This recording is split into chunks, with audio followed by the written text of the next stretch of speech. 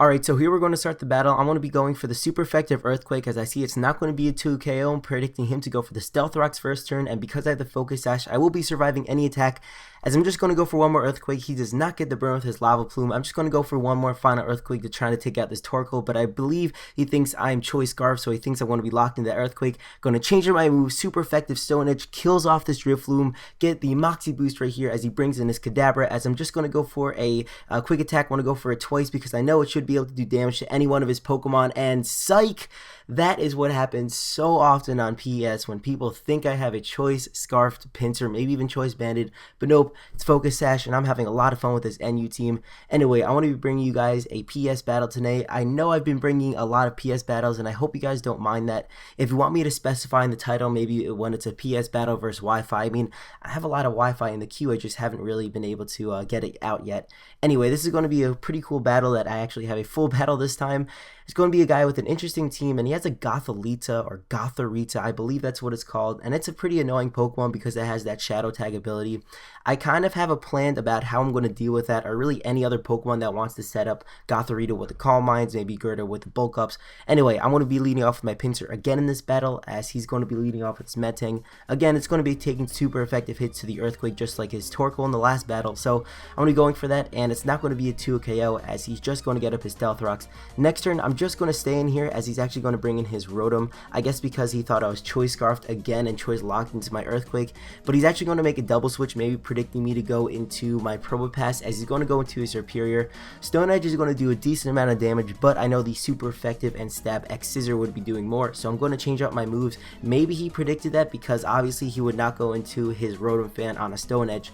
I'm actually going to get a crit with my X Scissor, which is going to matter a lot later in the battle, as he's going to go for a Volt Switch, outspeeding me, kind of indicating that the way he's playing it and the way he outsped me, that he is a Choice Scarf variant. Anyway, I'm just going to go for the Stone Edge once more as he brings in his Girder, and now I really don't want to stay in because I really can't do anything to this guy. I was actually predicting him to go for the Bulk Up this turn because that's what I see a lot of them doing. Instead, he's going to go for the Drain Punch, and I'm not going to be able to take that Drain Punch too well with my Tortuga, but I'm going to go for the pretty ballsy play right here. I knew he would be able to go for another Drain Punch, or rather two, and just take me out. But I went for the Toxic because I would be able to Toxic Saw that Girder if necessary.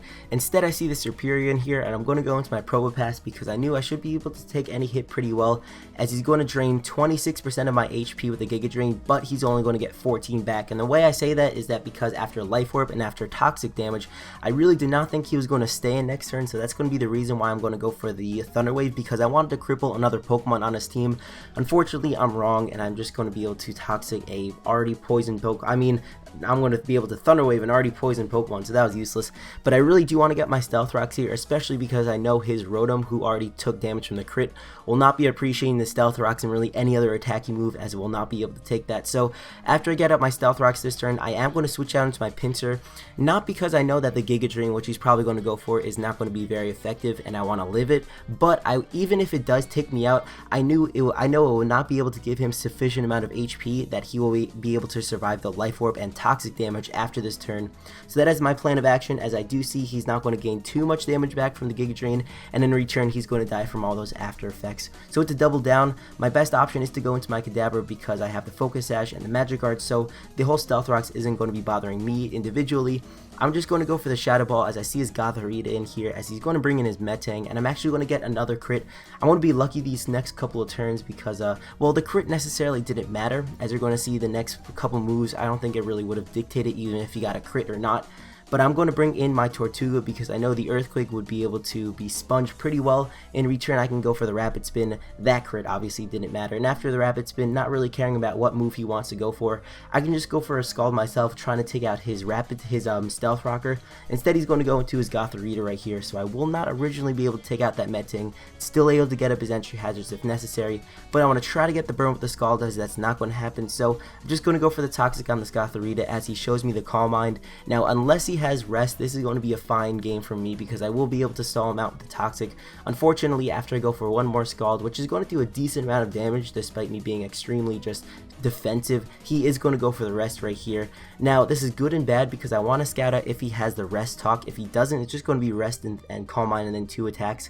Thankfully, as we're going to see right here, he's going to be fast asleep and he's not going to attack me, which is perfect because my Tortuga is the Pokemon on my team that has Haze. Haze is a move that when you go for it, all stat changes on the field are eliminated, so it's going to be like he didn't even go for Calm Mind. So after he wakes up, he's going to go for another Calm Mind, although it was his second that he went for in the battle. He really only is at +1 in special attack and special defense. So I am going to go for one more Scald right here as he's going to get burned, which is really great. Now I knew eventually he would catch on to my logic and I would just keep on going for Haze. Eventually he would take me out, so I decided to go for the Scald over it. I did get the burn and he's at a sufficient amount of HP that I could bring in my Golurk, outspeed him, and with the Shadow Punch, which is Iron Fist boosted and I'm Adamant Nature, he will not be able to take that hit.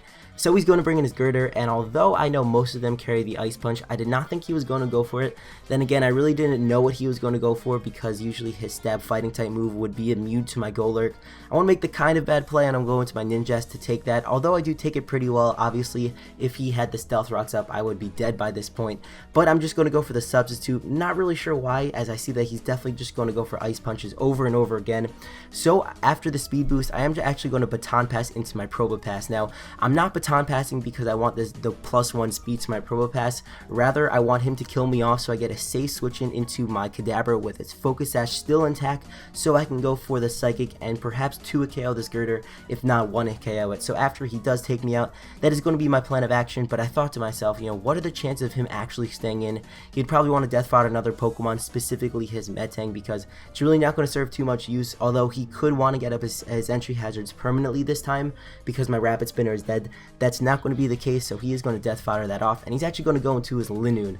Now, commonly, Linoones are that Belly Drum set, but actually, he's going to go for the Extreme Speed right here, and he's going to get the crit, so I'm not able to dictate what damage that normally would have done. Therefore, I'm just going to go for the Hidden Power of Fighting, which is almost going to be able to take him out.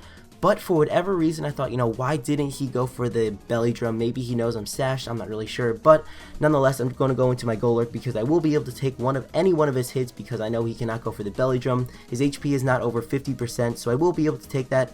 Oddly enough, he's just going to continue going for the Extreme Speed. Maybe he was banded, not really sure. Anyway, so as he brings in his Girder, I thought this was going to be a good game until I got the crit right there, which is actually the most crucial point in the battle. I know I've been getting a lot of hacks in this, but really that was the only one that actually really mattered, because after that, I will be able to go for another Shadow Punch, leaving myself in here as Death Fodder, as he's only going to live with 2% HP, taking me out with the Ice Punch, which is going to allow me to bring in my Ninjask, survive any Mach Punch that he could have gone for. For whatever reason, he doesn't go for that, and I'm going to go for the X Scissor to take him out. I'm going to get the speed boost as well, so there's no possibility that he will be able to outspeed me with his Rotom. And while the Stealth Rocks are up, he's going to be taking a lot of damage from that. For whatever reason, if I did not happen to take him out with the X Scissor right here, I could have gone into my Kadabra and just perhaps finish him off, or I mean, I'm at 100% HP, so that would be my Kadabra win. Instead, I want to get the 2-0 right here, and I know there was a lot of hacks, but I do enjoy bringing different tiers of battles, and I didn't really have any good NU Wi-Fi battles, so that's going to be the game today. Hope you guys enjoyed it. If you did, I'd really appreciate all the love that you guys support me with the likes and comments and all that stuff. Again, thanks guys for watching, rate, comment, subscribe, and I will catch you later.